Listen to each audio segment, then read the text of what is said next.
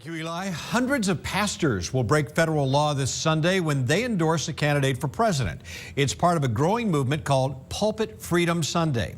CW30's Jackie Orozco is live in our operations center to explain why the pastors plan to break the law here. Jackie. Cameron, according to the IRS, churches which don't pay taxes cannot participate in a campaign or endorse a politician. But Pulpit Freedom Sunday has been going on for a few years. Pastors say they have the right of freedom of speech even when it comes to politics.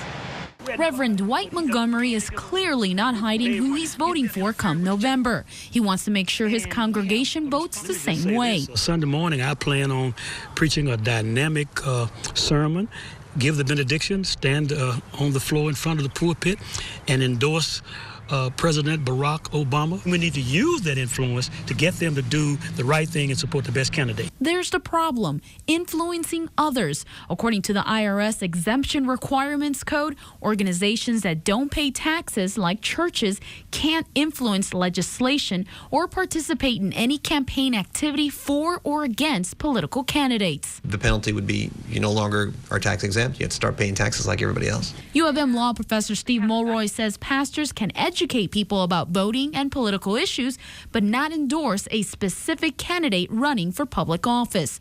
Reverend Montgomery disagrees. He says the government is violating his First Amendment right. A pastor has a responsibility to provide both for the spiritual and physical, emotional, and other needs of the members.